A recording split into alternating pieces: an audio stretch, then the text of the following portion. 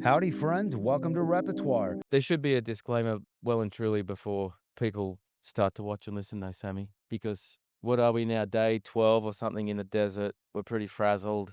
Today, I'm in Black Rock City, Nevada, a temporary metropolis carved out of the alkaline desert. This is a very special Christmas bonus gift because the playa in Burning Man is all about gifting, man. For 1 week each year, this playa becomes a pilgrimage for 80,000 people, a place where art burns, steel and light twist into monuments, and strangers become kin.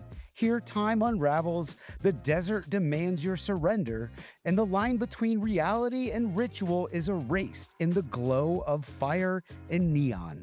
For the past 12 days, I've been cooking breakfast, brunch, dinner, and late night for a camp of about 75 people in some of the harshest conditions imaginable. Sudden dust storms that whip the playa into whiteout, triple-digit heat under relentless desert sun, and nights that swing to near freezing. Oh yeah, and there was a fuckload of rainstorms early on, and we all fell down ladders, off trucks, slipped on the mud, but here we are.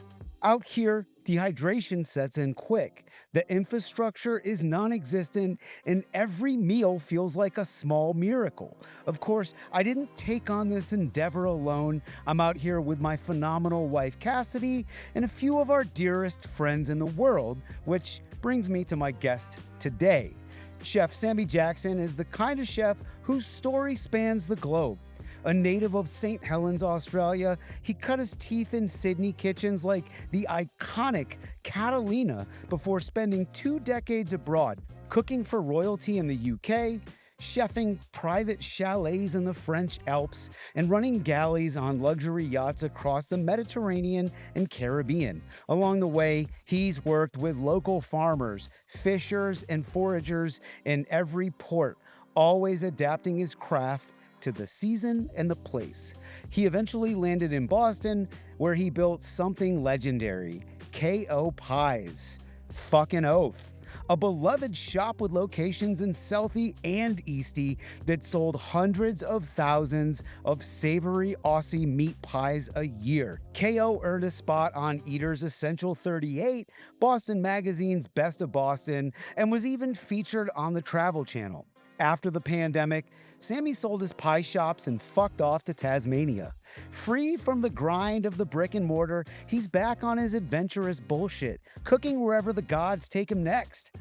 The reason Sammy's one of my closest friends is simple. We share the same fire. We love hard work, we chase big challenges, and we throw ourselves into whatever adventure comes next. Chef, it is an honor to have cooked with you out here on the playa. I cannot imagine a better way to close out this week here in Black Rock City than by sitting down with you. Well, what an intro.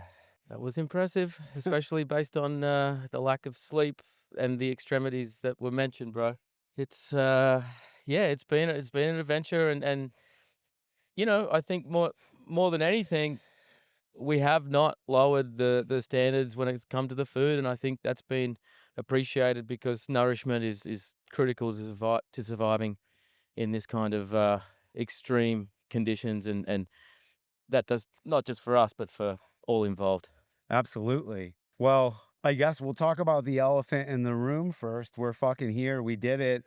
Like, how did this experience measure up against your expectations? Whew. Um, well, let's look at it as a whole. I think expectations wise, we knew what we had to do, and we knew roughly what we were up against. But look, you can't you roll the dice with the elements out here, and what we were faced with those first 4 days were pretty brutal. And when you've got EPA officers that are veterans of 30 years telling you that this is the most extreme start to any of the burns that they've attended, I think at that point you realize, holy fuck, we're in for something right now. And like you said, we fell down ladders.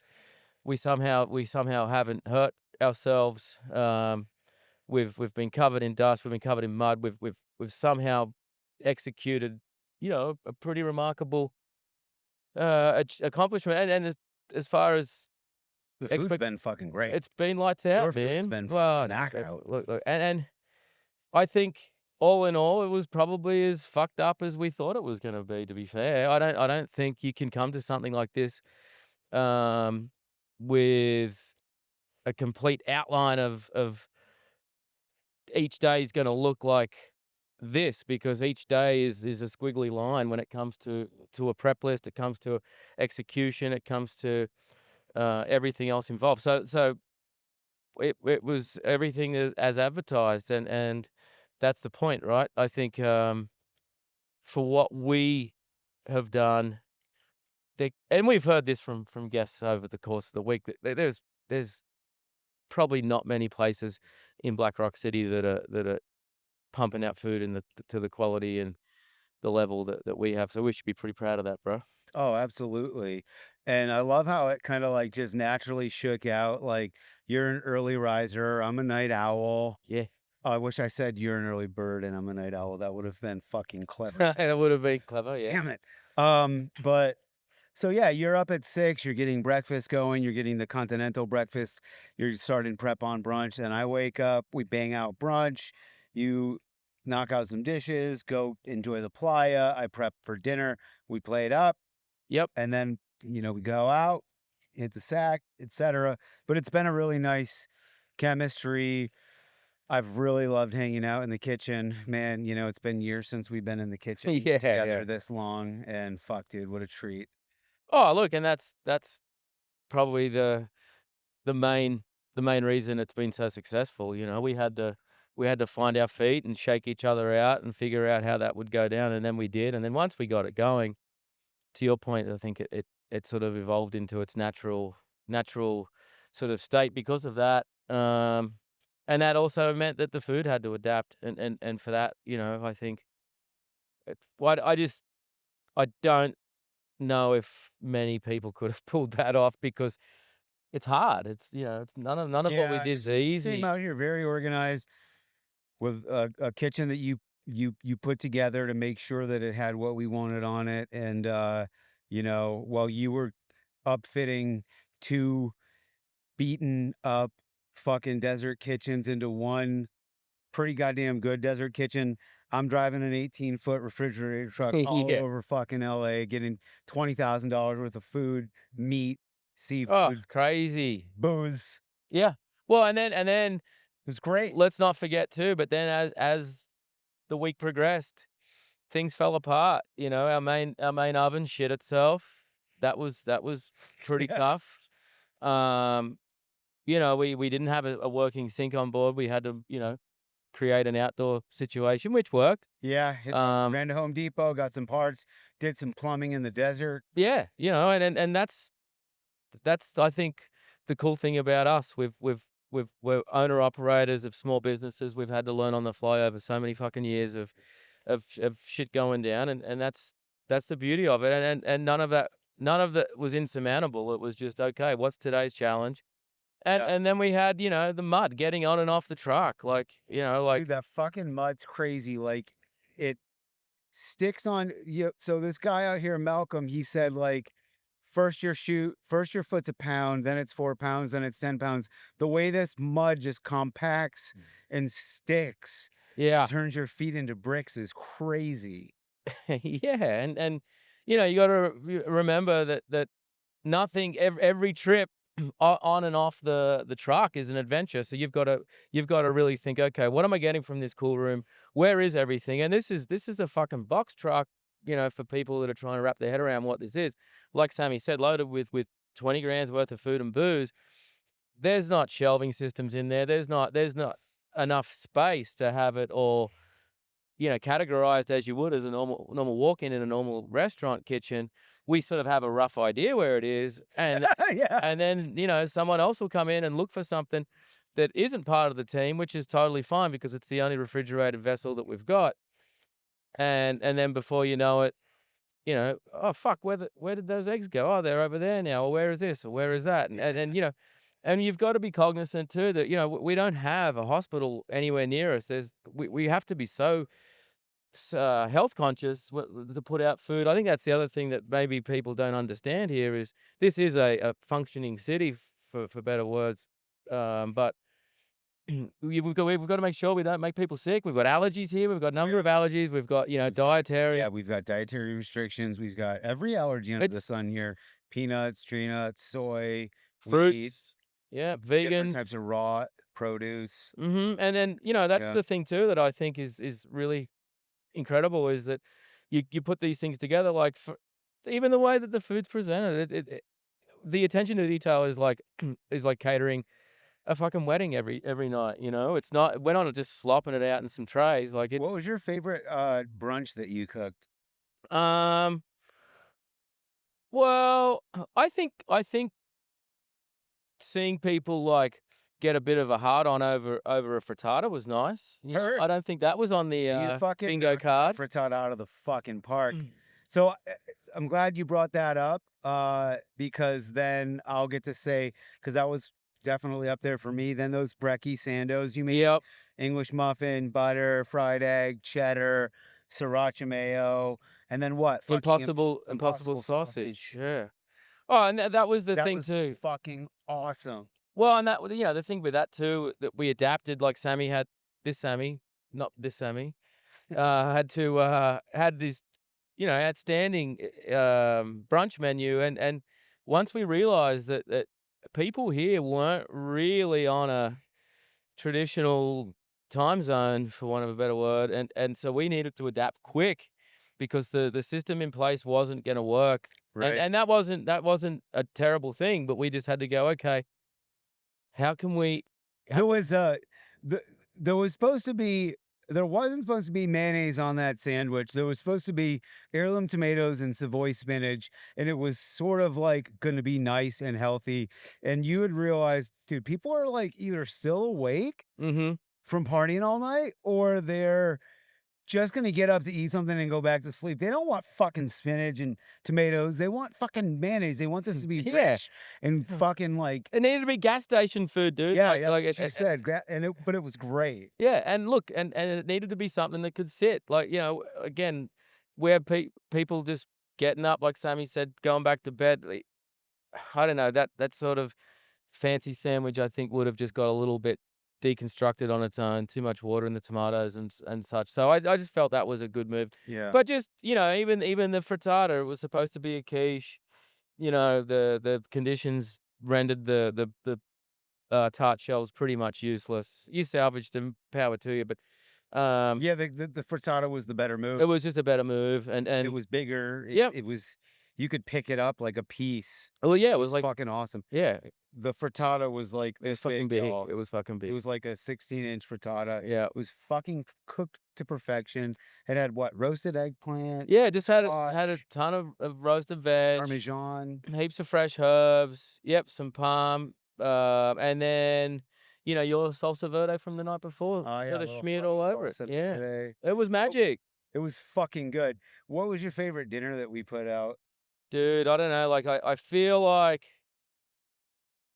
like the Indian night was pretty the China that, Indian was good. but the Levantine like feast. The Levantine feast. Yeah, I'd say so. There was that extra element there. I just felt like I love that. we were by that night, we were firing on all cylinders. Yeah, that was our big Yeah. dinner That was, for but the camp that and was, for us. and it was at what 73 covers. It was, Yeah. everyone turned up, everyone was pumped. We're keeping track of covers out here by counting forks. Yeah, And, yeah. And that's the thing. Like we I want to feel know like, like how many covers we did 12 fucking lamb shoulders yep, that we had sous videing for 48 hours with incredible. just salt, pepper, allspice, rosemary, Mm-hmm. and then Sammy seared it off on the plancha, and it was just fucking incredible. Just melted. We made hummus, mahamara, baba ganoush, fucking pita, za'atar. Oh, very dude, yeah. Fucking toasted angel pita with za'atar. Yep. What there was The a rice, fucking heirloom tomato lentils. fattoush, Yep. The fattoush. and the tomatoes kept up. This is peak tomato season. We had 7 Oh yeah, that's varieties. right. We had Yeah, yeah. purple Cherokees, Rossa Brunos, green zebras, sundrops, grapes, fucking I don't remembers, purple ninja radishes, yeah. cucumbers, basil. Oh, outstanding It dish. was so bright and fresh. What the fuck else? Oh, the majadara, Yep. the lentils and rice. Was that? Well, no, that was last night, wasn't it? Was it Last night was Moroccan.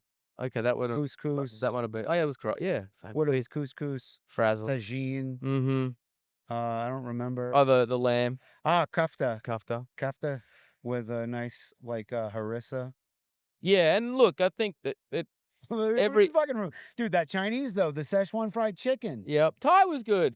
Yeah, Bro, the pad see ew yeah, noodles the that you pad made was with good. the vegetarian pad see ew noodles with gailan were Yeah, fucking great. that was a banging Put a dish. little fucking fish sauce peanut crumble on there. Yep, yep. Look, everything was lights out, but I think too, you had burners that were here that were they were like, fuck, this is like a restaurant. Like, and look, let's set the stage.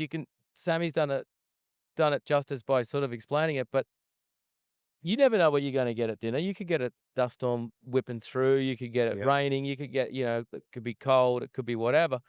And so the very fact of the matter is that the food was still at a level that was aimed to be at, which I think is also Yeah, we executed it which meant to our sometimes dinner went out at 10 standards. p.m. Yeah. Yep. Like if we had to wait We till put 10 it out p.m., fucking right yeah. every night. And it was a spread. Like for everybody listening and watching, like we'd have 5 to 7 dishes every night that we would put out. One protein and everything else was veg. Yep. Yep, veg or Veg. vegan, and I think, look, again, I can't think of too many other chefs that I know of, at least. I'm sure there's thousands of chefs that could have pulled it off, but the fact of the matter is, and let's not also forget here, Cassidy, Johnny, Schmoker, Trey Dog. Trey Dog, Iris, like we Great had fucking we had a crew of people that Yeah. were like feral fucking like maniacs, really, that somehow did not flinch. They didn't flinch, they didn't break, and we're talking about, highly demanding, highly challenging, you know, guests, clients. Yeah. They wanted and paid It for was something special. basically we were kind of serving 24/7. Mm-hmm. Yeah. Yeah, there Like, wasn't much time that we weren't on, and I think yeah. when we do actually have a good night's sleep and a wash and all that sort of good stuff that civilization will provide us, that we'll probably look back and go, "Holy fuck, we pulled off something pretty special, dude." Yeah. Man, like I don't know. Look, man, I did this 10 years ago. And I was good with it. I had a great experience. It beat the shit out of me. And I didn't necessarily need to ever do it again. It didn't leave me with a bad taste in my mouth, but it was a lot of hard work and it was a great experience. So the way this came to me through a very, very close friend, somebody that, Iris, somebody that's basically like a sister to me because it's Cassidy, my wife's best friend from childhood. Like, it was like, yeah, let's jump in, let's help out. And one of the things that I really love telling people is that, like, we're out here with like our favorite people in the world, and I think that's why we were able to make it so good, was because we gave a shit, because there was enough morale. No matter how demanding it was, you'd look around and look, we were the only guys cooking. And Yeah. for the most Yeah. part, we were the only guys washing dishes. Mm-hmm. But everybody else on our team was busting their ass doing their thing. And I think that really helped us stay motivated. Like, I got to feed these guys. Yeah, without a doubt. Like they had our back, and look, in extreme situations, you need that. You just need to know that, hey, Trey, the water's out. Like, we had water issues. Water would go out. We had drainage issues, overflowing, grey water tanks, fuck, you name it. And like, let's not leave out the real grimy shit. This guy had to piss into a can one night. Like into a number 10 can. because of the fucking, he just didn't have time. Just for clarification, Sammy also then did wash his hands and sanitize them. We're following strict state of Nevada health regulations. Of But course. but there's times when he's like, I haven't got time to get to the porta johns. I gotta step off, piss into this can, and get back on the line. Like, that's the reality of it. That's not Oh, fucking around. That's like, this guy needs to piss. Like, and I you came know, out here right after getting my fucking wisdom tooth, yeah, my fact. only wisdom tooth left, removed, and my face blew the fuck up. Mm-hmm. I'll put in like a photo of it. It was Yeah. crazy. And I was Yeah. just praying that it was going to come down and heal properly out here. And it did. Like, look at me now. Yeah. And just to put this in perspective too, where we're at, it's Sunday. Um, Last night the man burned, Mm-hmm. which was fucking epic. Explosions, Wild. like mushroom clouds. Yeah. It was a fucking show. Pyrotechnics. Like, yeah, it was a bonanza It was spectacular. of a We of had great seats. We were on top of the art car that our camp has, Playa 1. yeah, yeah, it was pretty special. Again, we're still too deep in the moment to really appreciate what the fuck's just gone down. But yeah, I think when we look back, we're gonna be like, holy shit, we had some remarkable experiences, that's for sure, man. Yeah. Um, What's for dinner tonight? what is for dinner tonight? I think we've got North African, sort of Spanish Portuguese vibes. Yeah. We got The Rock of Gibraltar. Yeah, the Rock of Gibraltar. We've got some piri piri beef. Yeah, what did you so we've got piri piri beef. It's like chuck Mm-hmm. near the rib, boneless, super fucking marbled prime. Super marbled, really good looking beef. I've Yeah. eating that for Yeah. 2 days now. So it's Uh-huh. gonna Rubbed you're gonna with some yeah. tremendous spices. Yeah, and you're gonna sear it off, but what did you put in the marinade? Because I kind of just bought a bunch of shit that I think that you'd need, but I wrote in the notes too, like Sammy to make Yeah. the piri piri. Yeah. So we sort of jazzed it up along the lines of the piri piri vibes with garlic and again all dried garlic, paprika, dark chili, Aleppo chili, Mm-hmm. some cumin. What else did we throw in there? I feel like that. Didn't you fucking? Oh wait, no, that was a sofrito you made a different night. Mm-hmm. Mm-hmm. And yeah, so I think the quality It of had to that be beef like looked. oil or something, because it was kind of like a paste by the Yeah, time you or were done maybe it tossing it. was maybe it I don't was know. a little other concoction in there, but that was the foundation. Yeah, Um, Pretty much. marinated that for Yeah, 2 days, easily. sous vide it for 2 days. Mm-hmm. Yeah, it's gonna be It's gonna be an fucking incredible epic. finale. Yeah, and I'm looking forward to that with the patatas bravas. So Yeah, dude, good. patatas bravas. Um, And I'm gonna give y'all a little something out here, where I've fallen in love with how I do the patatas bravas, crispy fingerlings, cook them, gently blanch them till they're creamy. You gotta take about an hour and a half to cook them whole, chill them, split them, fry them, right? But the schmear on the bottom, I don't do mayo, I do Greek yogurt. And then I put the fried fucking salty potatoes on top. And then my brava sauce is spiked hard with harissa and lime. yeah, And then I'll hit it with I've got some picked herbs, I've got some mint, some basil, and some cilantro, and I'm just gonna fucking lightly dress it in lime juice. And to me, like, I know that isn't very Moorish, that isn't very Spanish, but like just giving it, I don't know, man, like that Moroccan and like almost like Lebanese vibe. It's so fucking good. yeah, and with And everybody's got their take on the of classics. course, but that's gonna be banging with that beef, dude. Yeah. And I think too, like, people are pretty frazzled. I think this is like it's a Sunday roast, dude. We're doing a Sunday Yeah. roast. This is Fucking pot roast. yeah, yeah. I've always said that the sous vide machine is basically the crock pot of our generation. Yeah, I think that's a fair representation. And look at what we've done in it. And the other thing too that's been a really really fun thing and something that we're both going to take some cool shit out of. But you are a bit of a guru when it comes to knowing your temps, knowing your proteins, and just talk. Thank you, chef. Oh man, and talking about techniques with the sous vide, then moving on to the follow up. whether it was, working on a braise that essentially is braised as sous vide, and then you just, jazz it up rather than, have it braised for traditionally, 6 hours or whatever.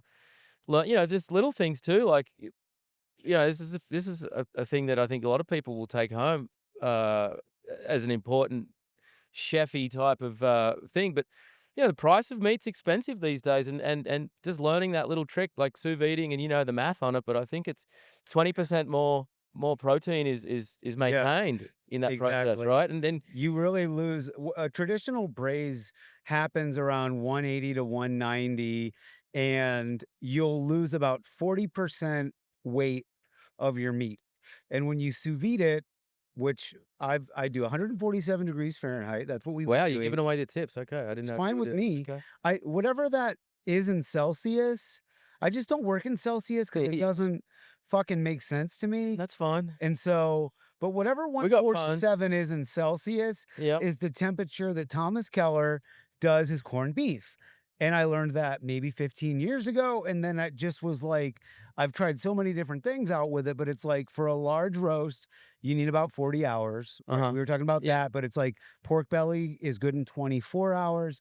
Like ribs are good in 18 hours. And then you finish it off, but you lose only about 15 to 20% volume. Yep. And then you realize that like a standard braise actually is a little bit fucking dry, even though you Mhm. always thought it was like perfectly moist Yep. your whole life. But you're like, fuck, this is a little dry. It has to be because it's lost 40% of its volume, all of which is liquid. Yep. Without a doubt. And then between those 2 points alone, man, like, I just think they're economical machines, they're easy to Yeah. use, they're pretty idiot proof, let's be honest. You're cooking with robots, my friend. Yeah, yeah, and, you That's know why I've named mine. People say, dude, to me all the time, Sammy, you're not supposed to name your robots. And I'm like, homie, this isn't a fucking farm where I'm gonna kill this animal. true. This is a robot. It's gonna be with me for a long time. I'm gonna name him. Yeah. What were those names? Do you remember? Yeah, yeah, Larry David, Larry David, and, what was the other dude's name? I didn't actually know the human. Terry Crews. That's it, Terry Crews. Yeah. Enough respect, Terry, I don't know you, but Terry, if you're watching this, we rode on the elevator in Whole Foods in Pasadena during the pandemic. I didn't fuck, it was just you and me. I didn't say hi to you out of respect because it was the pandemic times. But then you came into my restaurant, Joyce, in downtown LA, and I absolutely said hi. wow, there you go. So uh, I feel like if you're watching this, which you probably aren't, but Probably. if Yeah. this makes it So your maybe way, Terry's mates are, you know? I, at this point, I think, yeah, we should be friends. Yeah. And Larry, we've always got room for Larry. Larry David, whether you know it or not, sir, you've been around, you've been with me all over the country, sous videing up a storm. Yeah. I'll tell people, oh, did you guys know I'm friends with Larry David? He's been in the kitchen helping me cook this whole time. Yeah, Larry.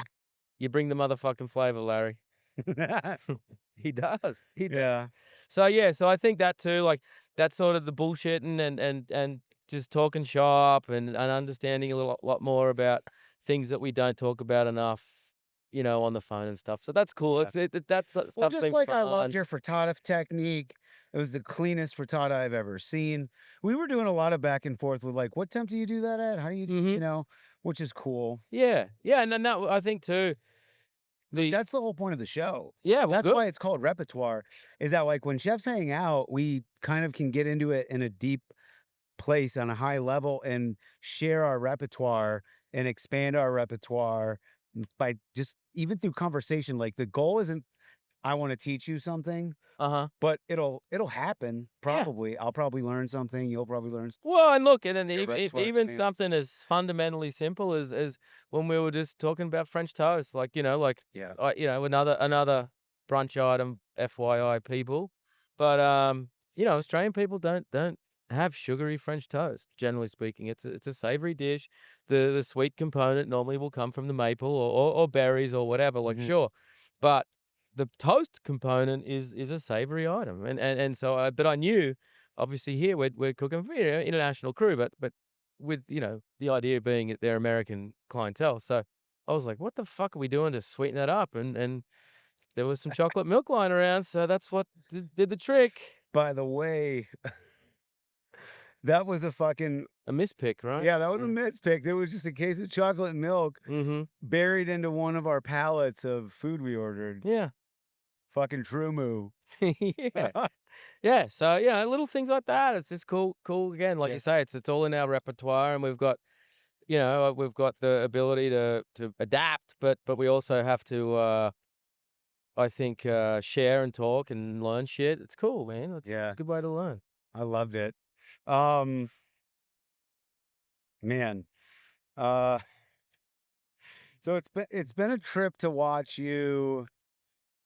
For everybody out there, Sammy and I became friends in Boston, and then when I was kind of like, I had a summer where I was in between restaurants and I was finishing up American Burger Revival with Richard Chuddy, our cookbook, my first cookbook, and I was just kind of like chilling that summer and planning a move to LA. And Sammy he wanted to go on a holiday, so he trained me how to um run the pie shop in East Boston. And I did it for a couple of weeks. Yeah, so it was almost a month, I reckon, yeah. Yeah. And he's very organized, very visual, mark things off, keep things like systematically in rotation. And you had a walk in, and I've seen it the whole time we've been here, and it's been great. It's been so helpful keeping things like sharp, clean, moving forward. But you had a freezer with this massive fucking pie stash. Massive, yeah. How many fucking pies were in that? Good question. I would say I always knew it was about 80 grand of wholesale value. So I would say I maybe 10,000, no more, probably 20,000 pies. Yeah. That was crazy. Yeah. A lot of pies. And it Yeah. would be rotated out. Yeah. Like they didn't just sit. Like Hmm. you'd pull them and then replace them. So there was always a stash Yeah. for And why though? Why did you need the stash? because we were so fucking busy, man. And we needed to always have that sort of worst case scenario that a vital piece of equipment went down. That everything in that shop was as simple as making meat pies is and was. There was some unique equipment there that Yeah. if a piece went down, this wasn't something you could just jump onto, fucking Amazon and replace. So I always had to be cognizant of the fact that at some point, the wheels could fall off and I needed to have backup. And then you never know if the phone would ring and you'd get, a beer festival or something call and go, Right. "Hey, can you be here in 2 weeks to do something?" So it was a bit of both, I guess. And the other benefit, Boston was, it was a pretty tricky place to do business in that we had 9 really good months of trading and 3 weather affected, complicated, difficult months. And so, I always wanted to keep my staff employed and keep them busy and keep them motivated. So just having the space to, if it was a Yeah. down week, just make more fucking pies, man. Like, let's just do more food. And so that was also a Mm, big factor because mhm. at the end of the day, had that job security and stability for the crew was important, and it benefited me as much as it benefited them, and it benefited everyone, knowing that we always had that ability to keep working and making meat pies. So Right. yeah, it was And just what's kind of cool too is that like, and you are a tough motherfucker, but you had one shop in East Boston in the shipyard, and mhm. then one shop, and then Southie, one yeah. shop in Southie. Mhm. The two of the most famously tough neighborhoods in Boston. Yeah. School. Yeah, I definitely would agree with that.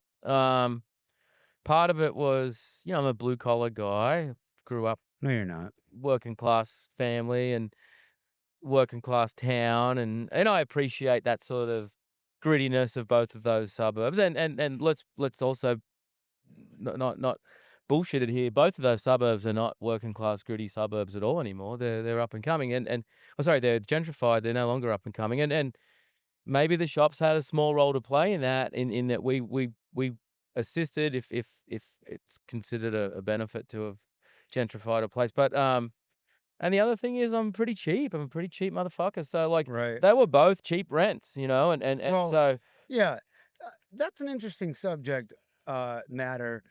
So let's talk about the gentrification of each neighborhood separately.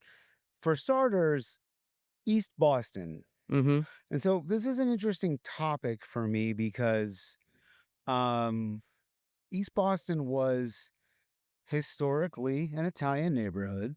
correct. And then it became a Latinx community, Mhm. right? Mostly South Americans in Boston. Colombians, I'd Yeah. say, yeah. Yep. Peruvians, Yep. Salvadorians. Yep. And so, what is being gentrified about East Boston? Well, Is it that like yuppies are moving in? yeah, yeah. Well, not the yuppies are moving into new developments that have sprung up along the waterfront. Yeah, Rents there are astronomical, right, and people that traditionally have lived there are being either priced out of the rents, or people that are fortunate to own are right, cashing in and moving somewhere a little bit more, spacious, I would imagine, and so it's tricky because that's also where your bulk of your kitchen crew lives and resides. right. So Oh yeah, I mean, like, listen, operating in downtown LA with East LA right there, with huge, beautiful mhm. Latinx community. I mean, if you walk into my kitchen in LA, if I got 18 guys fucking clocked in, Yep. 18 guys are fucking Latinx. Yeah, yeah, yeah. That's the community that I employ. I like working with them.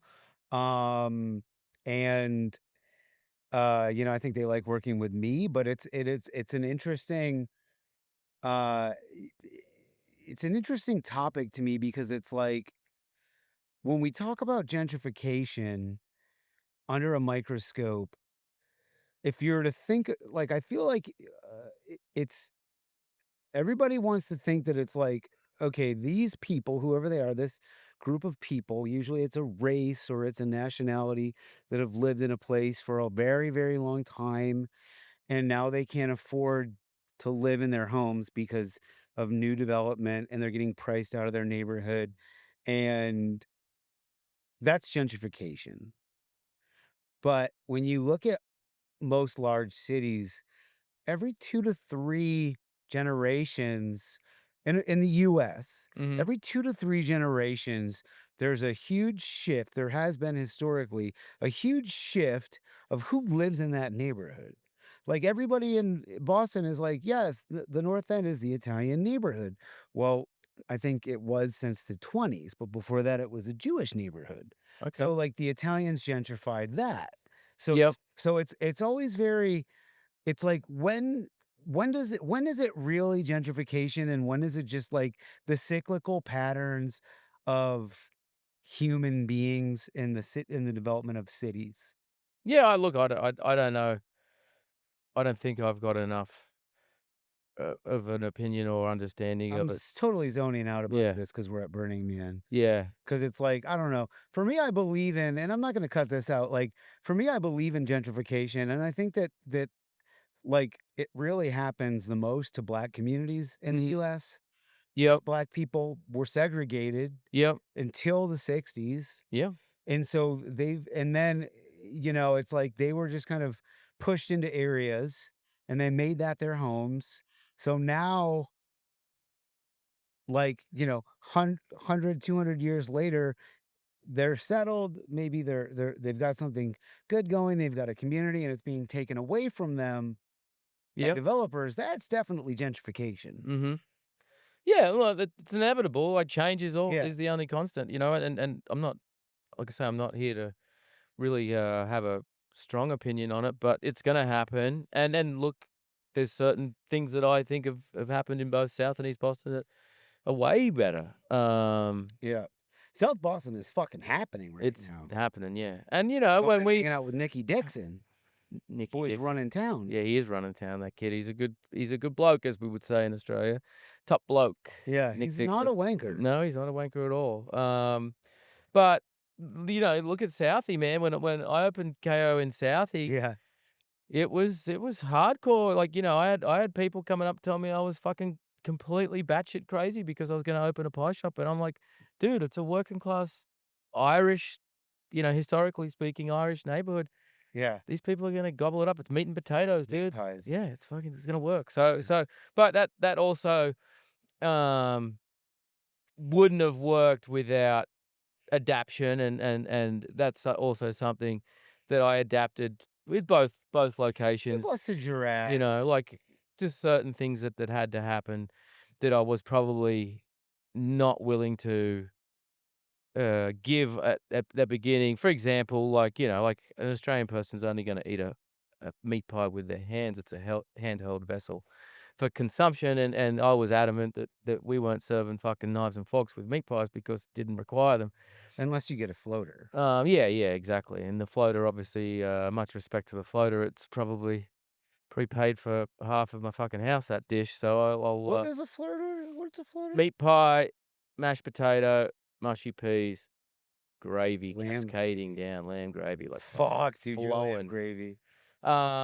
So But I would always get a lamb fucking pie, braised l- lamb shank pie, right? yeah, And I would get a side of gravy mm-hmm, to dip it in, and then I'd get a side of fucking wedgies, and mm-hmm, I'd dip my wedgie potato, my yeah. veg fries in the fucking lamb gravy, and I'd also get a fucking uh the vegetarian curry. Oh, the curry veggie pie, The yeah, curry, those yeah, were my two, and I'd eat them both. yeah, yeah. I'd eat two pies and a thing of wedgies. Yeah, yeah. So Fuck, it was I good. think just adapting and having some fun pies, you were a big part of that. We sort of fucked around and went, non-traditional with some of those crazy fillings, and then Yeah, we the curry was great. we dressed them up and did sort of some fun shit, the Big Mac pie and all these other Yeah. different pies. So yeah, it was a good, it was a good Remember thing. when we made HP sauce? Yeah, yeah, unbelievable. Yeah, great sauce to this Crack day. the Yeah, yeah, fucking code. yeah. Crack the code. I don't know. Do you have Dates. that recipe? Yeah, I've got the recipe Fuck somewhere. yeah. Yeah, yeah. So, there was this fucking awesome story that you told me years ago that was like it took place in the basement in Southie. It took place in a basement with like a fucking, one of those like string lights and shit. And it felt very like mafia. Oh yeah, Remember yeah, that? yeah. It was with some Irish dudes. Yeah, that was. It was when there was like development going. Yeah, oh, that one. Yeah, that's a good story. Yeah, yeah. We owned the building. It was like a postage stamp on a half a city block in South Boston. And at that period in time, I don't think I'm exaggerating, that particular street was the most, like, per square foot, the most, expensive for what it was. Obviously, this wasn't downtown Manhattan. It wasn't like crazy, like vertical office space, but for the usage that it was zoned for and for everything that was sort of applicable, it was, either the costliest or close to the costliest. Insanely valuable. Remarkably valuable. And so we'd sort of, through fortune and I guess just shit luck, I guess, Mhm. we'd managed to purchase this building, and it was an old school Southie, 3 family, as they call them. Pie shop in the bottom, couple of apartments above them. And so we got bullied. We got bullied by a huge multinational developer. Came in and gobbled up everything around us. And if anyone's That's gentrification. yeah, and if anyone's familiar with Boston, it's been run by white Irish or Italian men for as long as Boston had been in power, and Mm. or as long as Boston had been in existence, there's been white, Italian and Irish men in power. So up until then, there was a pretty well-known, famous mayor, Tom Menino, old Mumbles, who was a man of the people, and from my understanding, sadly, he'd had to give up his position as his health deteriorated, and he passed away not too long after. So there was a new sheriff in town. We had a new mayor, and so previously, when it came to Tommy Menino, he would sort of sit the two parties down together and go, "Hey, look, Johnny Developer, you're gonna get what you want. You're gonna come out of it okay, but little mum and pop shop owner here needs to also come out of it okay. So whether or not you could say it was legal, I don't know, but it got results for everybody, and most parties walked away pretty satisfied. New guy comes in, and former union boss, and doesn't play by those rules. He just wants jobs for his union boys, and obviously development provides union jobs. So Mm. he just sort of gives this developer complete green light to fuck with us, man. And so he fucked with us in every way possible. We had, you know, sewer pipes ruptured a week before Christmas, put us out of business. We had to put our tenants into hotels. Obviously, the catastrophic nature of rupturing a sewer is no easy fix either, particularly, infrastructure as old as Boston's. Blah blah blah. We had hood fans knocked off walls. We had female staff harassed. We had electricity work done outside our shop on a moment's notice that meant we had to shut down the shop and lose a day's trade. You name it, they'd fuck with us, and they did. So Southie being Southie and being like, it's still got its hardcore old school elements, and for benefit of myself, I was, embraced by those factors and those factions within the South Boston community, and pretty tough motherfucker who's got, I believe, a bar that dates back to 1897. I think it's a really old bar on the corner. Amrine's up on the corner. Was that in The Departed?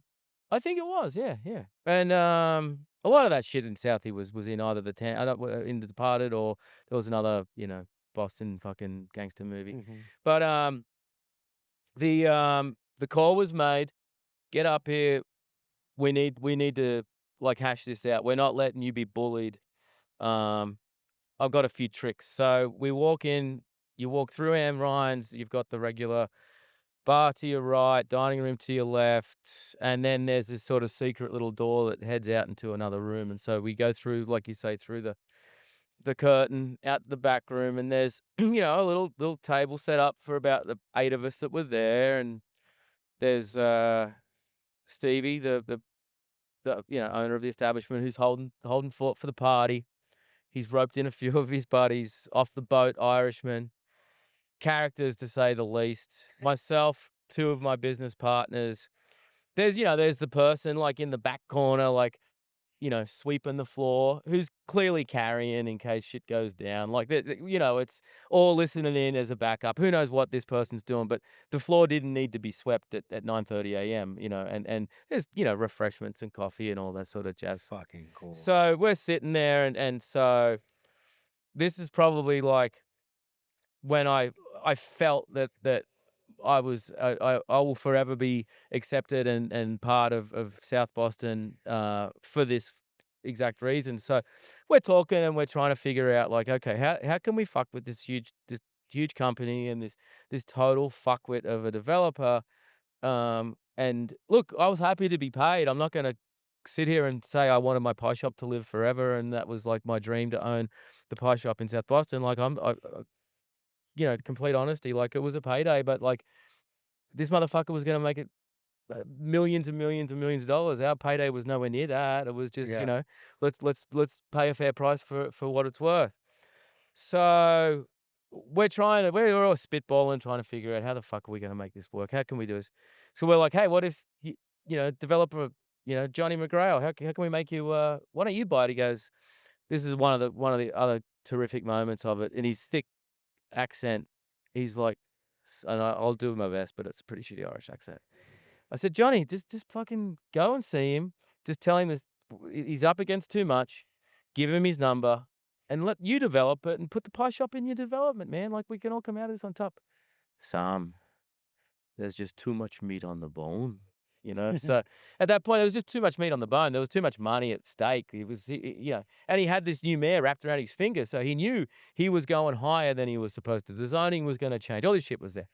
So then Stevie, the host, this is a fucking veteran Southie guy. Like, this guy, he's former fucking cocaine addict, doesn't drink, doesn't do drugs anymore. Like, this guy's got so much shit just pumping through his blood that he's still like wired from like 1986 or something. He's a maniac. So he sort of start with the conversation keeps going, the conversation, and so Stevie, as the moderator of the conversation, was really trying to sort of test the temperature and figure out if anyone can make this happen. And so, as it sort of came to the understanding that we were fucked, and everyone knew that we were fucked. And I said to Stevie, I said, well, what are you gonna do? Like he goes, well, again, this guy's friends with state senators and city councilors. He's like, I'm gonna call in a favor of a guy that owes me a few. Stevie says this. he says this. Okay. He goes, because you got to understand something here, Sam. He goes, we're dealing with people that will fuck their own mothers over. These people have no conscience, they have no guilt, they have no fear of anything or anyone when it comes to making money. That's all they want to do. He goes, I used to run money for Whitey Bulger. He goes, so I know a thing or two about, people who are unscrupulous and shady, if you like.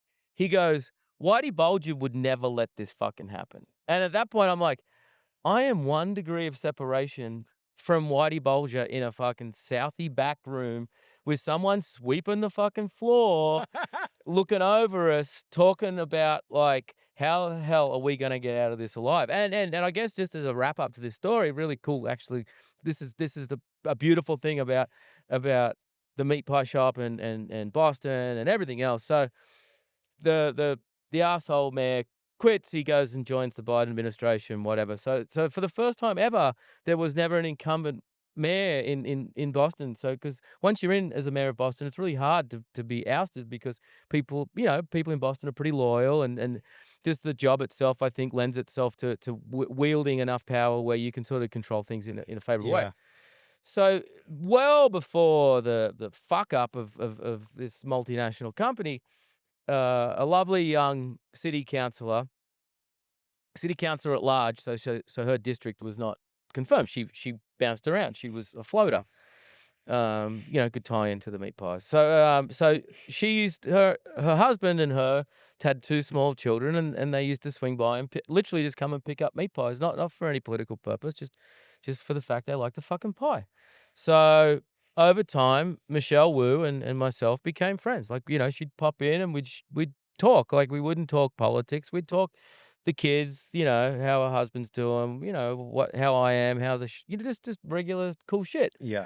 So when the pie shop was in this huge battle with the multinational, Michelle took it under her wing to fight for us, and there was hearings at city hall, and a lot of things that needed a lot of political assistance, and Michelle was one of maybe 2 or 3 people that stood up for KO and really went into battle. Ultimately, we lost the battle, but we had Michelle as our ally, and anyhow, fast forward to 2021 and vacancy comes up for the position, and lo and behold, who runs for mayor but our girl Michelle. So, of course, as someone who can't vote in the United States, I don't have too much clout, and I'm not. I try not to be.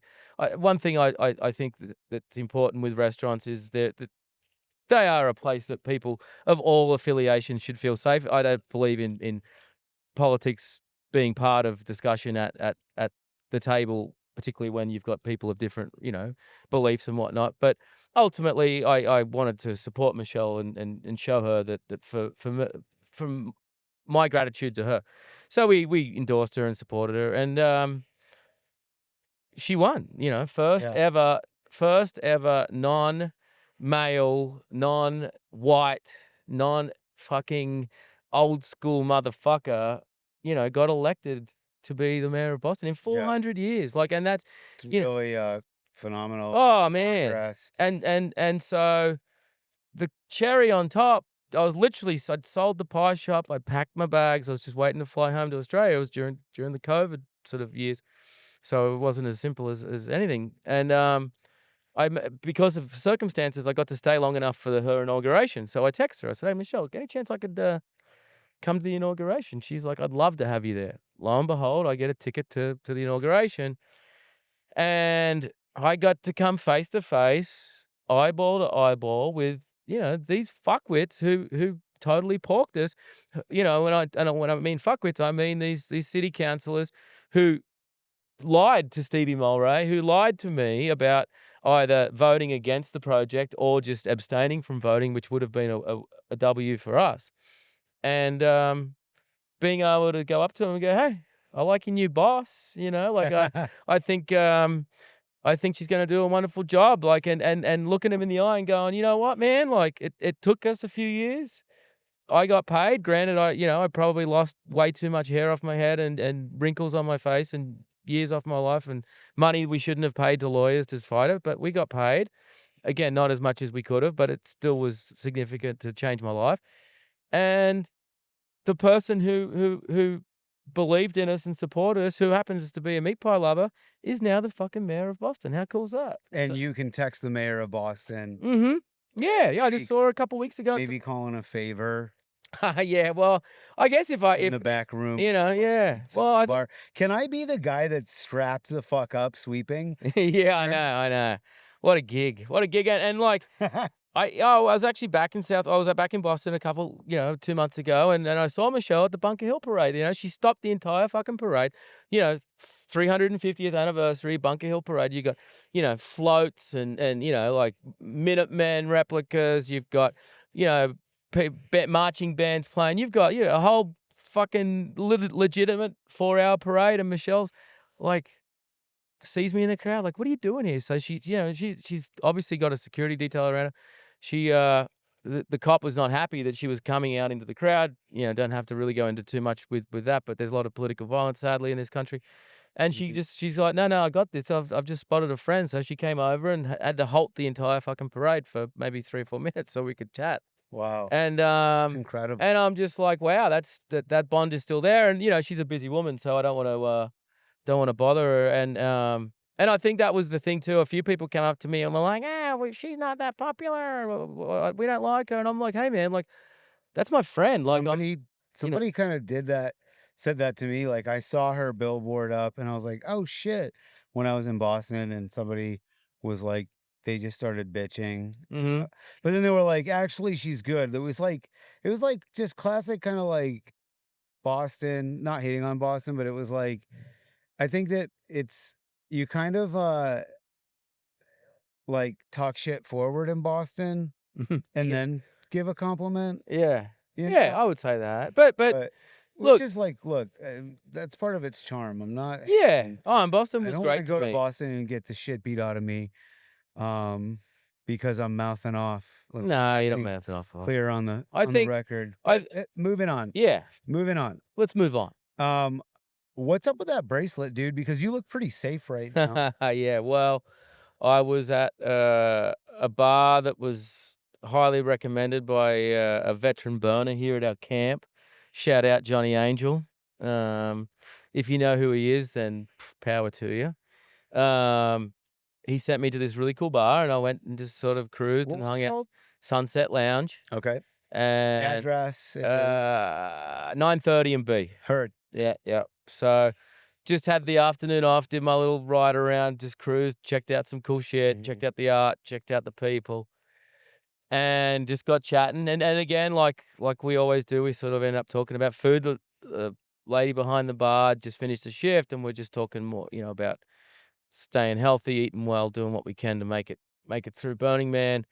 And she had probably 4 or 5 inch roll of these little bracelets with the eye, Mhm. and she gave me one. She just said, "Hey, the rest of your burn will be safe," and so far it's proved correct. So, Heard. yeah, it's a great You little you kickset. did lose it though at one point. Yeah, yeah, I You said did.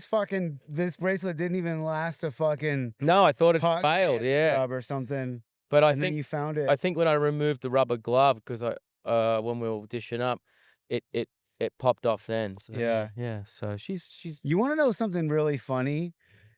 So last night we were all meeting up at the palm trees to Mhm. go watch the man burn, and I was like, "I'll catch up," and I grabbed the last bike here. It was caked in mud underneath the fenders, so I had to like pull it behind the kitchen, get the lights on, clean it up, and then I was like, I'm gonna lube this rusty ass chain so that this thing doesn't break down on me, right? Uh-huh. So by the time I get to the palm trees, you guys had just left. Just left. And I'm fucking going up and down, back and forth, looking for you guys. And I'm like, oh, maybe they're on the other side of Esplanade.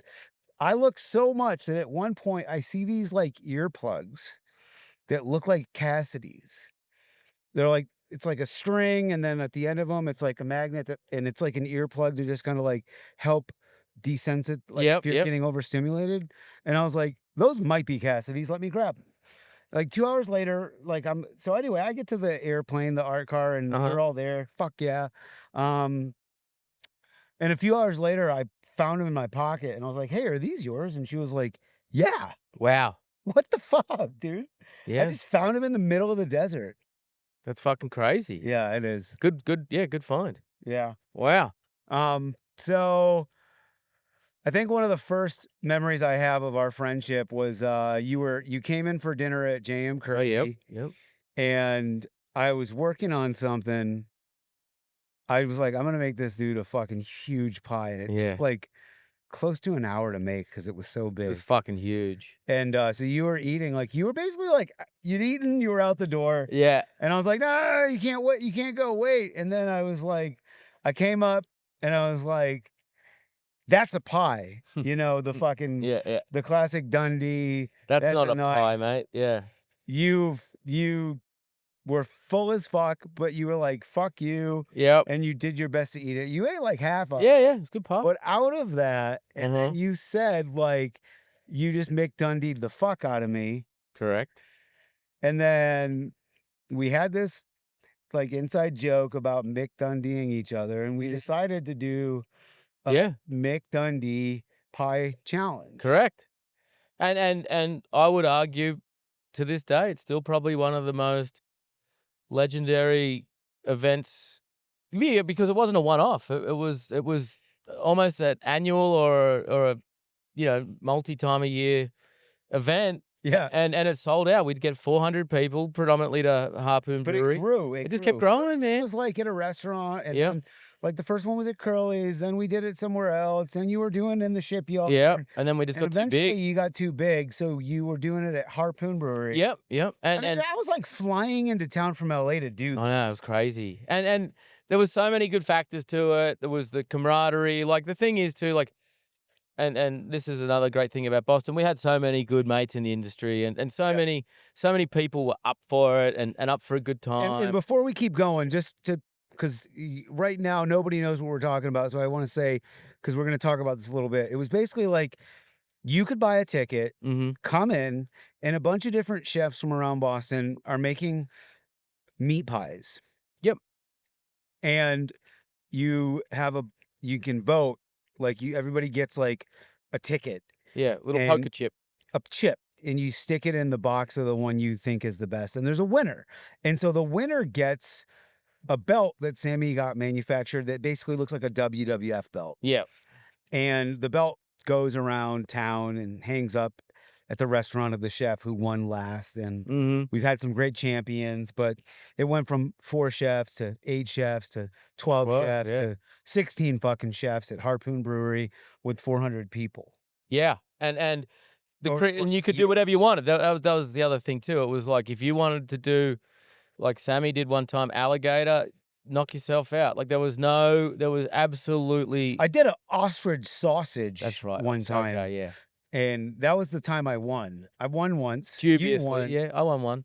Yeah, but shout out to James de Sabatino, our boy from Roxy's Grilled Cheese. I think he's a triple champ. Chin.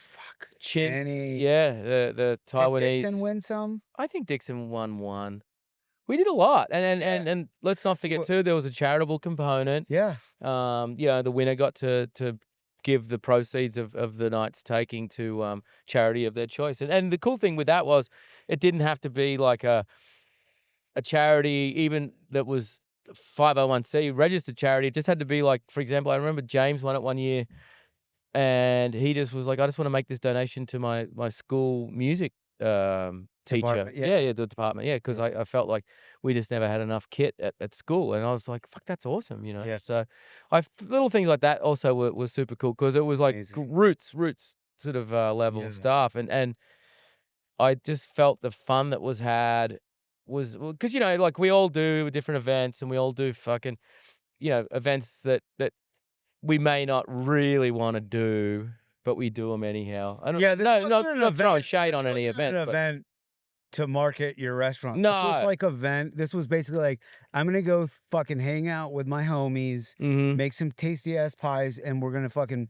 It was a party, Yeah, it was a big party, and then and and then we'd party afterwards. and and I think too, like we all we all would, and this sounds like a bit weird, but like when you can hang out with your customer base in a way like that, they see you in a different place because most people that come into, and these are all again like owner operated establishments. So in these establishments, we're working, we're behind the fucking pans, we're there doing our thing. So they would come up and shoot the shit, and that meant a lot to a lot of our clientele. Like the fact that they would be there, like, oh man, I ate at your restaurant last week. That place is fucking great. Like that was also a part of it that chefs got off on, that they got Yeah, to, like, actually interact with their people yeah. in a way that was organic and just not when they're stressed out. They got the best You version. know, one of those cool moments that just comes from that.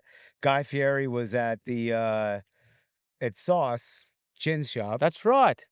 and Chin had won, so he had the belt up, and he saw my name, and he had Chin call me, That's and right. but I pick up, and it's Guy, and he goes, "Hey, I'm filming here for Triple D. Come by and hang out." So I went by, and it was just like another one of those things that the Dundee, Yeah. and it all just started. I'm not taking credit for it or anything, Yeah. but it all just started because I've decided to fuck with you one night. Mhm. Thanks for So fucking with people, me. if you're on the fence about whether or not you should indulge in shenanigans, chicanery, or even prankism, I highly recommend it as long as it's in a safe space with close friends, because you don't know what joy that will bring. Yeah. Agreed. Um, and look, you know me, I'm a real jokester to the point where you'll have to be like, enough. Yeah. Or I'm not in are the mood for that are those bullshit. dudes are those dudes about to rob us, or are you fucking with me again, Sammy? Oh yeah, Yeah. you don't know when I'm serious. Yeah. Yeah, well, I guess just to put that in perspective, because it's very hard to know when you either don't know when I'm joking or you do, so now you never know when I'm serious. So last night, we're getting ready to close up, and everyone's leaving their camps because it's the man is burning. Sammy says to me, "This is a good night to steal shit," and like not saying it to me like he wants to, but just pointing out that every camp is gonna be empty, and it could be Everyone. Yeah, everyone. everyone. So, I was like, "Let's definitely lock the fucking bunker up where all our stuff is." And, I think he's telling me this because the 2 guys that are, like, around the corner from me that he can see are washing their dishes. We've never seen them in our life before, and they're shady as fuck. So I thought he was getting at that to kind of like say it out loud around those guys to let them know we had our guard up.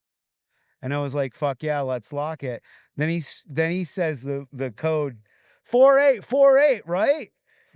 And I'm like waving like, "No, dude, don't fucking say that." And he's like, "It's 4848, right?" And I was like, "Well, dude, I mean, if there was a shady motherfucker that was gonna rob us, now they know."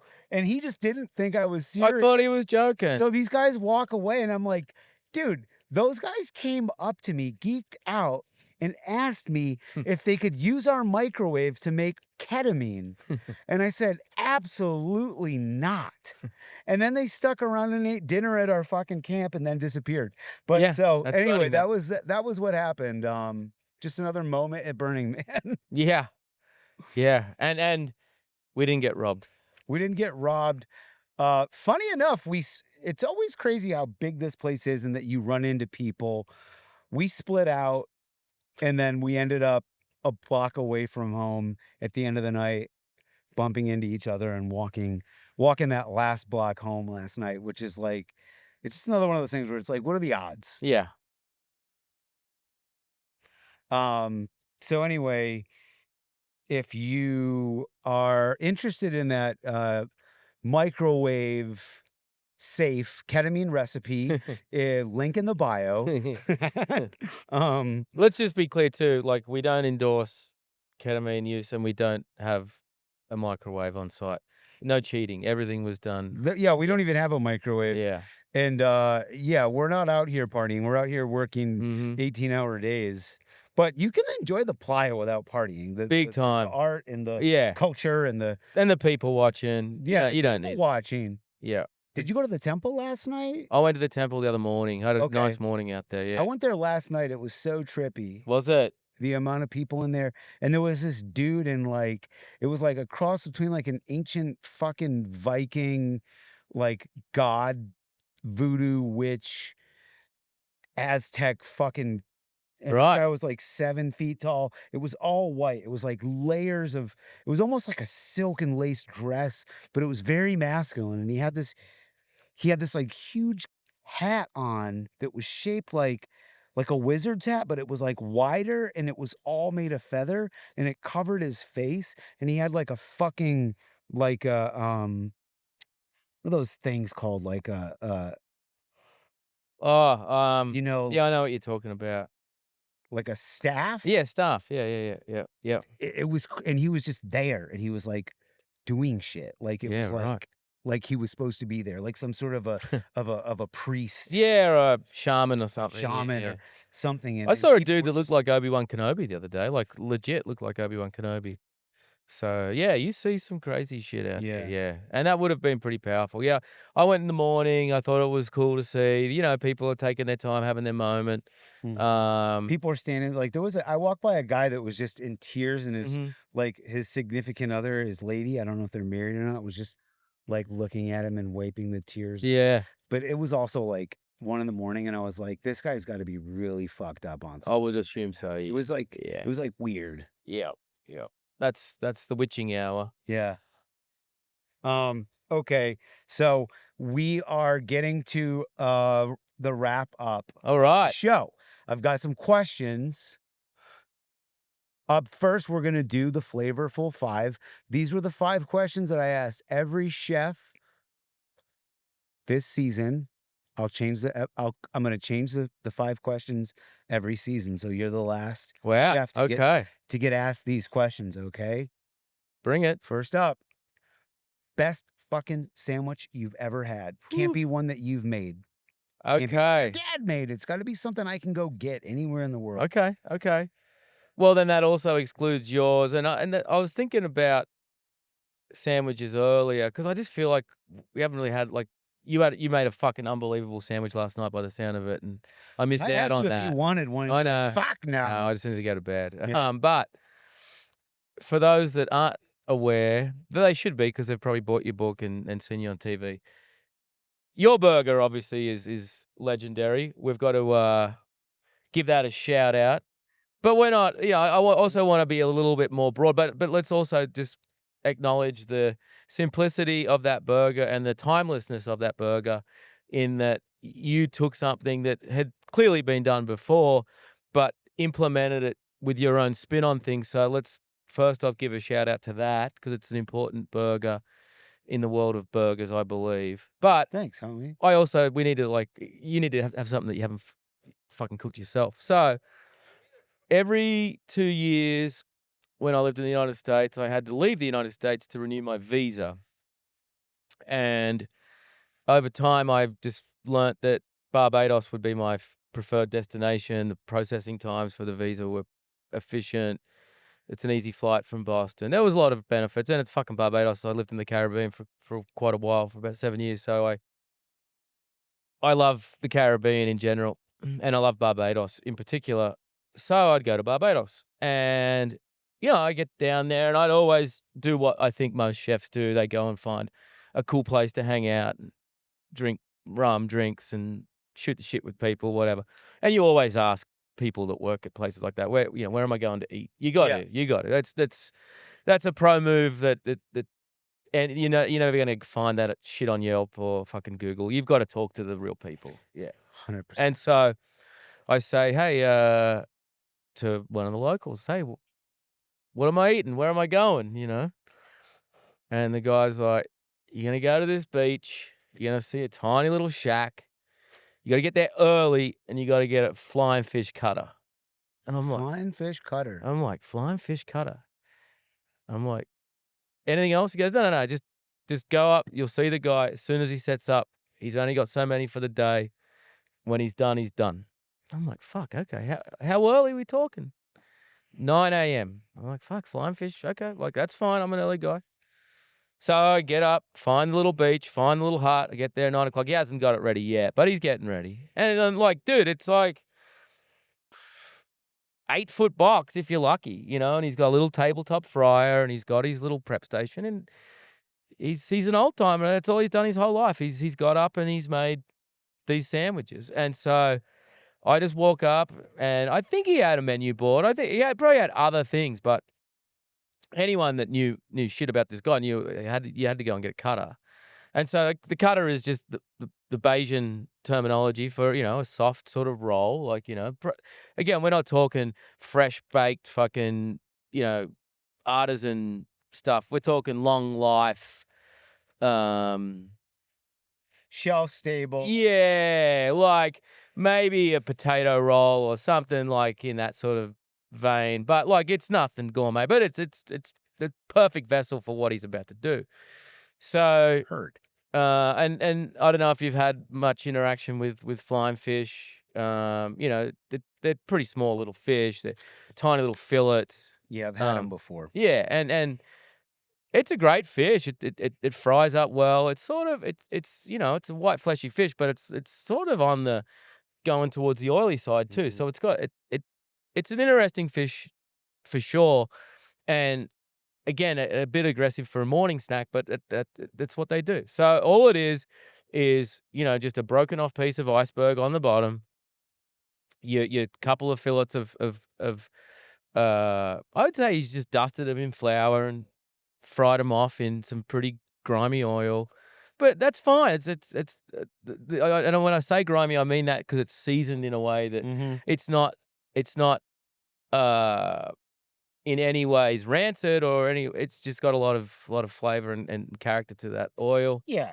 I get that oil on day 3. Yeah, you definitely. It's got some fucking flavor. Yeah, it's got flavor. There's fish fat rendered out. Totally, yeah. A little bit of toasted dredge. Yep. It kind of gets it, like, just a little. Yeah, like, so when the fillets nutty. come out, they're covered in that dredge, but then they also have a few little hangers on that have that extra little crunch.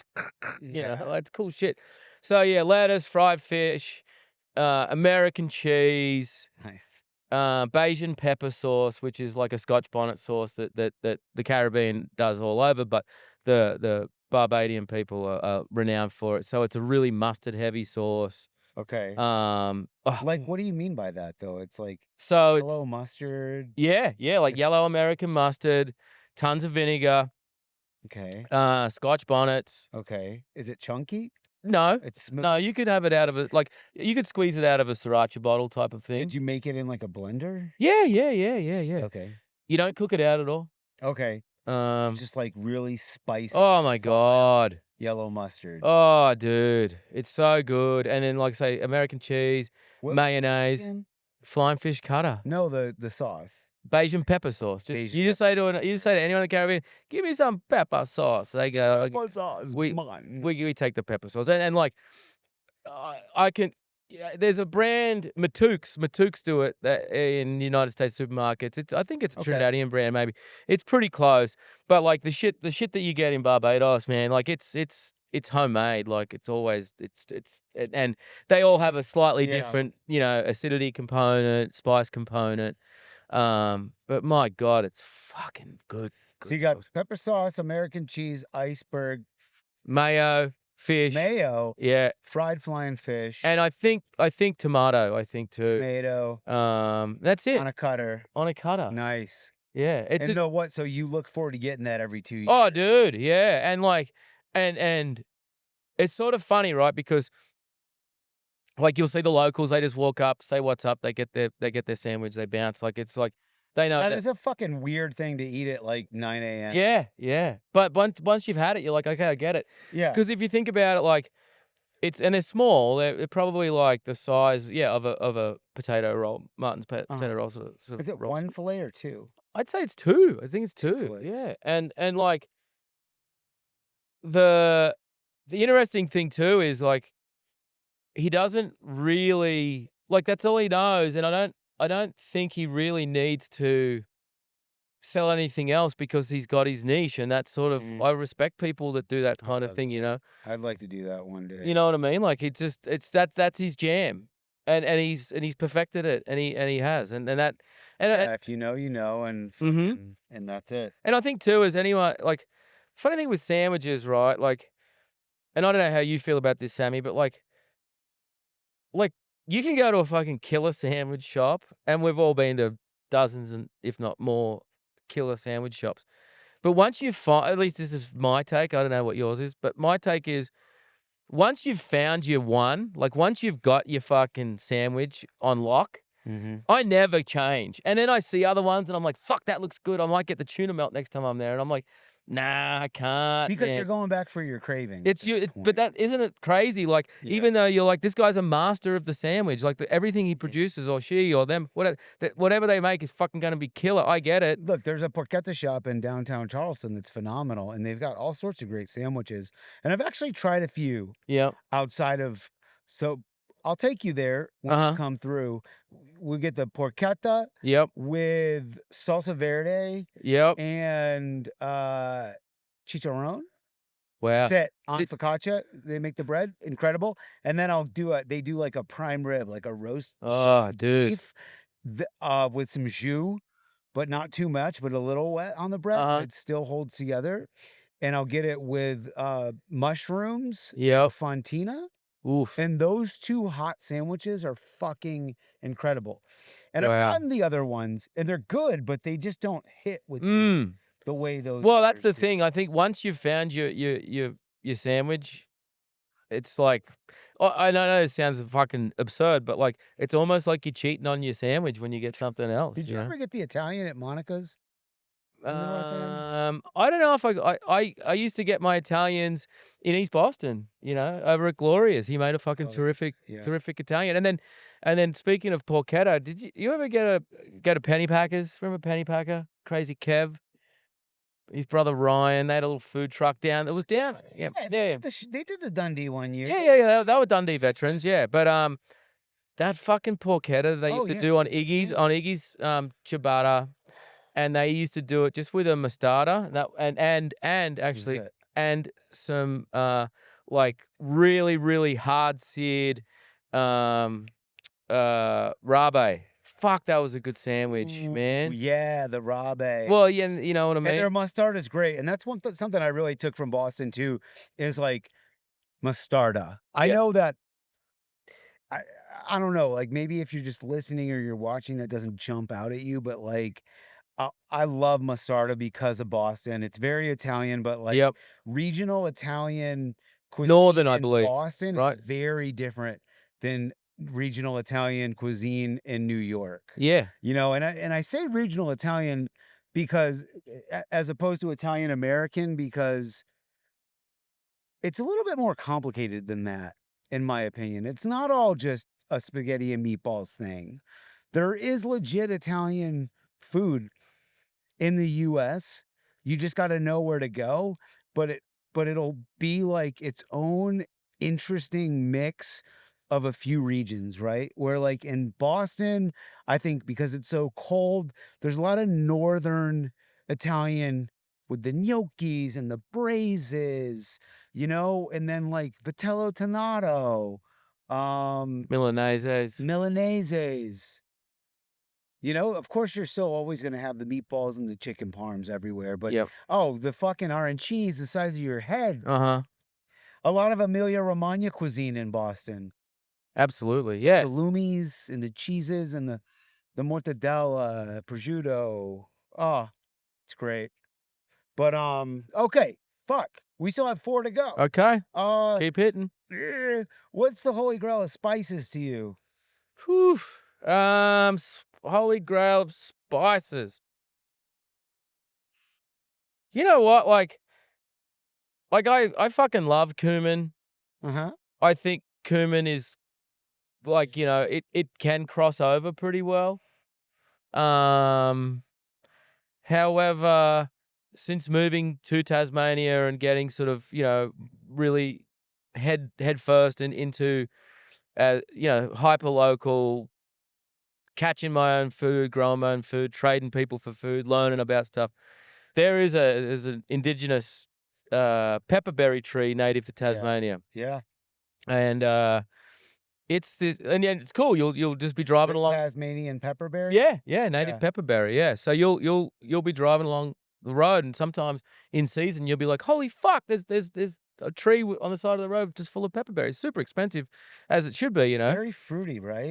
Well, they're fruity, but they've got this really, really weird, like subtle Szechuan-y sort of note to A them. little numbing. Yeah, but it's so bizarre because they're not really it's not really a hot, it's just got that light numbing part to it, but they're not overly spicy, and there's, they can be used in traditional applications as you would Yeah. for pepper, but because of that sort of sweetness too, that they just lend themselves well to other applications. You think that would make a good ice cream? Oh, there's a fantastic ice cream that's actually made with leatherwood honey, again native to Tasmania, and pepperberries. So Ooh, that sounds it's great. fucking unbelievable. Wow. And so like I just feel as much as like Holy Grail would probably look, you can't use pepperberry as extensively as you can No, cumin, it's not. I but mean, that's not, no reason to read into the question. It's mm, kind of like just something. It's not like maybe what you use the most. It's like what,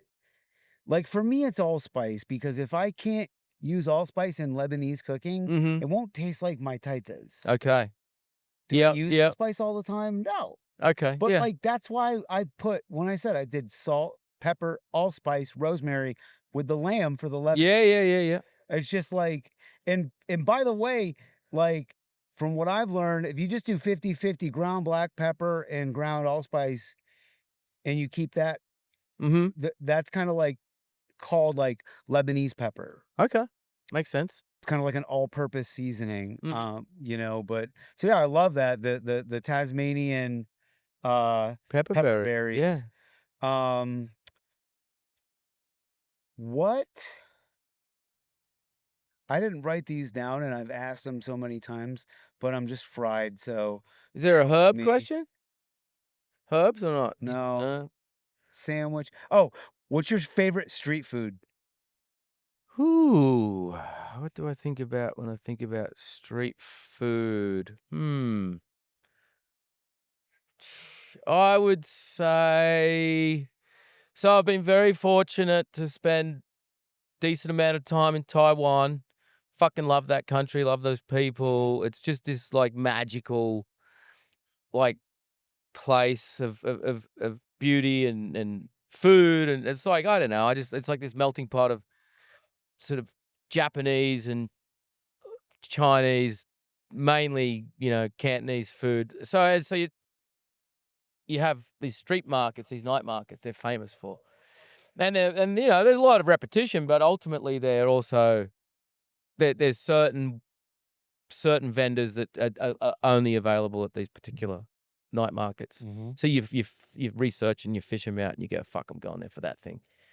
And there's these black pepper buns Ooh. that they do in this like clay oven, like tandoor style, like it's crazy, and it's sort of got a little pie vibe going on, and all it is just this braised beef in black pepper, like, and then it's just formed into, they sort of form it not dissimilar to a steamed bun.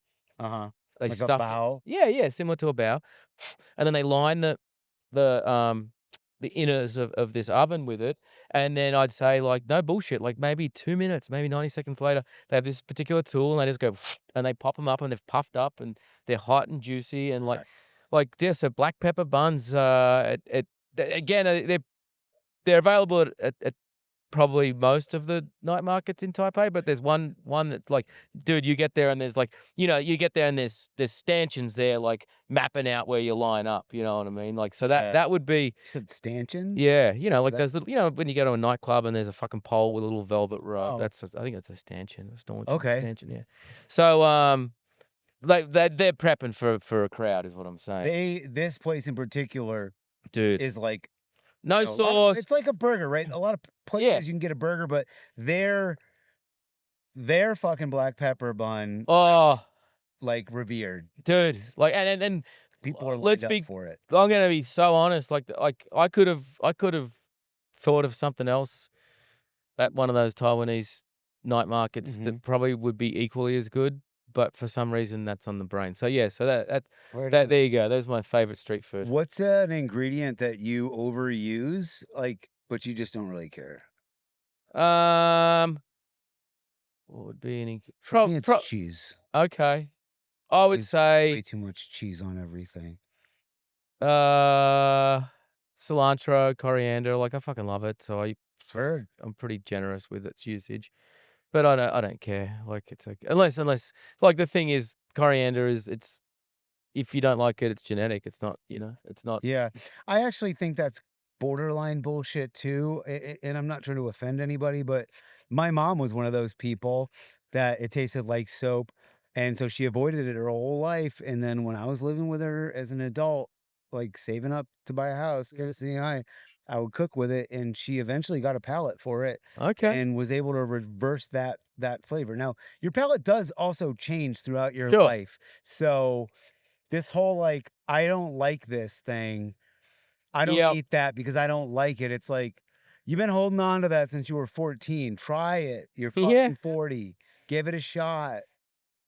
Flavor. There's a reason why people love that. Try to learn why. Yeah. That's my whole take. If there's a fucking weird thing out there, like, I wanna know why people continue to eat it. Uh-huh. Even if that means I gotta eat it 3 or 4 times to be able to appreciate it, but I'm a chef, so I get it. Like, I guess that's, like, Yeah. part of my mentality, and I think it's what helps me expand my repertoire. Mm-hmm. Yeah. Um, okay, so this question right here, like, time and travel doesn't this is this Mm-hmm. is a hypothetical where time and travel doesn't matter. So Okay. that's off the you don't have to worry about that when you answer me this question, okay? Noted. You can only eat at one restaurant for the rest of your life. Hmm.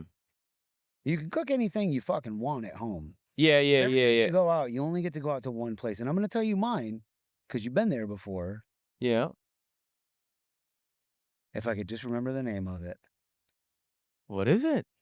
It's fucking bar what the fuck in Barcelona. Oh yeah, yeah. The Cool. fuck Good was it it's call. called? I'm Uh so fried right now. Bar Canal? Was it Bar Canal? Canete. Bar Is Canete. that right? I think it is. I think so. CAN, with a little thing on top. Dude, ETE. that sounds foreign to me at this Yeah, I point. think it was. Yeah, that's a cool I say place. it all the time. Bar Canete, that sounds about right. I think it was, yeah. Sorry. Fuck, dude. Poof. And obviously price doesn't matter either. No, it's Yeah. just something that's gonna slap on cravings. Mm. Like, you're not gonna wanna try to, like, replicate it. Yeah, yeah. Well, when I first got to Boston and I, like had done quite well for myself from working on boats and was sort of running in some circles that were people with pretty good amount of dough and would go to some cool things.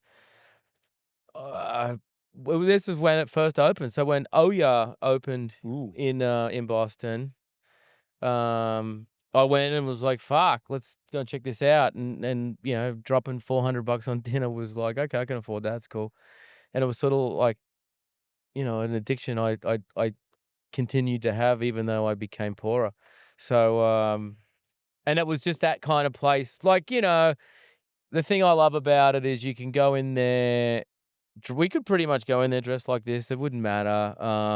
Even with your plastic wrap belt? Plastic wrap belt would probably be fine. They'd you know what? They'd notice it. They'd go to the kitchen. They'd fucking reel off another piece of cling film and roll it up for me and go, "Here, here's a new belt for you." You know what I mean? Like they just they're attentive to all your needs, and like it, and I became pretty friendly with the guys that own it, and Nate, the chef that was there for a very, very long time. He could still be back there now. I can't remember, but just it's shit that I can't do. It's shit that I can't replicate. I can't, and Understood. but then the tunes were good. Like I'm a big music guy, so it's gotta you gotta feel good. And like I don't have a problem dropping money on food. Food's to me underpriced in so many places where it should be we should be paying more for so many things. Yeah, And there you pay for it. But you know what? That's okay because they knock it out of the park. every time Don't they and have 3 stars or what's the I don't know. That's a good question. well, Michelin. I think they've just said they're going to Boston. Yeah, yeah. So. Well, it'll be interesting to see what Oya gets in the Mm, Michelin star sphere. but Um, I wouldn't be shocked if they are up there. But yeah, well, it's like it's at least a 2-star mhm, experience. yeah. Sometimes they make you uh, earn it, so to speak. But I think going into a city that they've never been into before, understanding that that's a stalwart in the dining community, Oh man. they'll probably give it what it deserves based off their merits. And I would assume that 3 stars, Mhm. just based off other 3-star experiences I've Yeah. had around the US and in Europe, that Yeah. it's that special of a place. It is, and it's small. It's intimate. Like there's just the thing for me though. It's accessible, right? And obviously price point's not accessible for everyone. So let's But the clear that. food, But the food and but just look, I want to go to a place and dress the way I want to dress and feel the way. Like I'm not saying I'm going to intentionally look like a piece of shit, but like I also don't want to feel uncomfortable if I'm going to enjoy myself and have a great mhm. meal. And Yeah, well, that's you've got great style, man. You always show up looking yeah. cool, but yeah, like But like sort of it's have just to put on slacks and wingtips. no. That's not what I'm into. And then you just sort of get in there and you get comfy and then you know off they go and they don't they understand what they're offering is pretty unique and pretty hard to wrap your head around so that their knowledge is also something. You see if even us, I know quite a few ingredients, quite a few. There's certain things I'm like, I have no idea what the fuck that is. Yeah. And they won't be like, ugh, Well, loser. They'll my first sous chef, Marco yeah. Leary, was a sous chef at Oya, and I learned a fuckload from Yeah. him. Yeah, man. So that's my take. Oh Yeah. yeah. Hell yeah. Yeah, yeah. Um, what's a dish that satisfies your soul, but you have to cook it because the joy and the ritual of cooking the dish is part of what brings you back to center? Oh, that's pretty easy one. Just really, really simple fried rice. And the reason I say that, the ritual itself is pretty basic. There's not a lot to it, but the thing for me and the thing I think that most people that love comfort food, like I'm a comfort food guy, you're a comfort Mhm. food or soul food guy. Like you love cooking from that perspective, is it's need just to bring you back to center. And for me, the center is the base, and that can be doled up. The fried rice can be as fucking simple or as fancy as you want. And for that, the preparation's easy, but everything has to be like yeah, there's only 4 or 5 components, so you can't fuck with the components. And Mhm. for me, you look at rice, right? Like I think it's literally every day on the planet, 1 in 4 people eats a bowl of rice. I love Like, rice. but you know what I mean? So already I know that providing a bowl of fried rice is more than likely going to be something someone can relate to and Uh-huh. can gravitate towards. And look, it's something that for me It hits the came spot for you. it hits the spot every time. What's And your preferred variety of rice for the for jasmine, Jack? cold, got to be cooked and cold, Or super cold, day old. how do you build it? What's your So cool story for this one is, and look, I'm not going to bullshit, and I think most of us are, replicating or tweaking or playing with recipes from Yeah, we gotta learn yeah, from somewhere. somewhere. So back in the yachting days, we were down island in the Caribbean with this awesome couple. He was a Oklahoma gas guy. natural gas guy, and he had a wife from Singapore. And these are people dropping 100 grand on a week-long yachting vacation. So they're not afraid to spend dough, and they're clearly well-off people. And during the time, I'm cooking up some pretty cool shit, like high-end products, really, really good presentation, like all the things that come with paying 100 grand a week to start a boat. So she comes up and she's like, "Hey, listen, any chance you can make me some fried rice tonight?" And I was like, "Yeah, of course." And at that stage, I had my own little go-to on what to do. And she's like, "But I'm going to tell you how to make it, and I want you to make it this way because I'm craving this." And to your point, like she needed that centering. She needed to be brought back to where she wanted to be.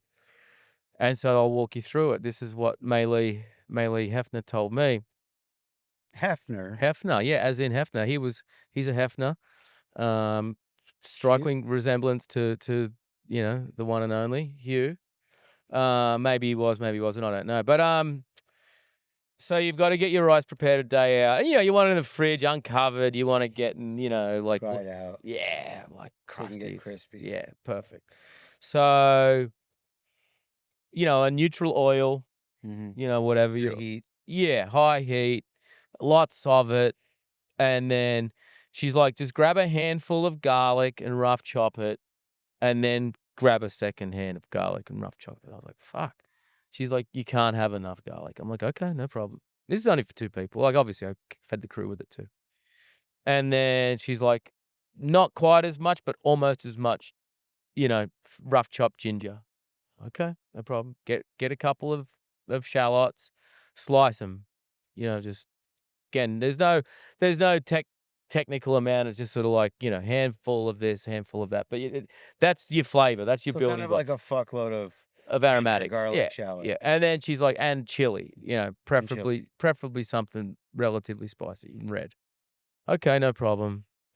And so bottle of fish sauce. That's it. And so you get your heat in your pan, preferably a wok, of course. Non-stick pan's fine. Heat your oil. Get it close to smoker. And just add those aromatics one time, one hitter, boom. And let them fry. As soon as they start to brown, dump your rice in, give it a few shakes, and then just fucking unleash with that fish sauce. Deglaze the pan with the fish sauce, give it a few more tosses.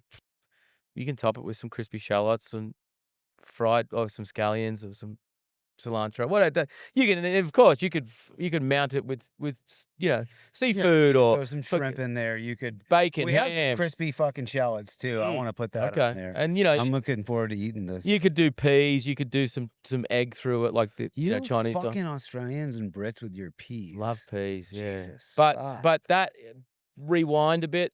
That there, and for some reason, like if ever I'm just sort of like not like you say, like not looking for inspiration, but I'm just like, you know what, man, like I just want a bowl of fucking fried rice. Something that hits. Yeah, well, because it's like I'm a comfort food guy. I've made my living cooking comfort food for people. I understand the role of whether it's whoever you are, there's a bowl of something. That's all we're cooking out here all week long. Is just comfort food from around the world. Around the world. But doing it right with great ingredients and proper technique, and everyone's gushing over it because that's all that you want is just something that's cooked with love and soul and intention, and it's just done right. It's seasoned. That's all it is. You ever put a fried egg on that? I'd like an over easy egg on. Well, see, that would be more that would be moving more Indonesian. So which you could do, like nasi goreng sort of style, but that would require ketchup mayonnaise and other sort of sauce. Like the thing I love about this one, it's like boom boom. I've always got that shit available. Fucking. And I know it sounds so basic and so easy, but like you have to get your steps done. Like it's like any comfort food or any basic food that we all love to cook at home.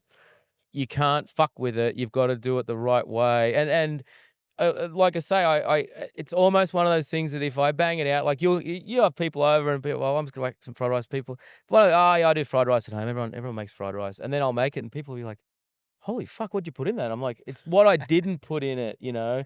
There isn't soy, there isn't like oyster sauce. It doesn't need all that shit. It just needs the fish sauce. Heard that. So Love it. that's the one that, Thanks, Hugh you know, Hefner's. yeah.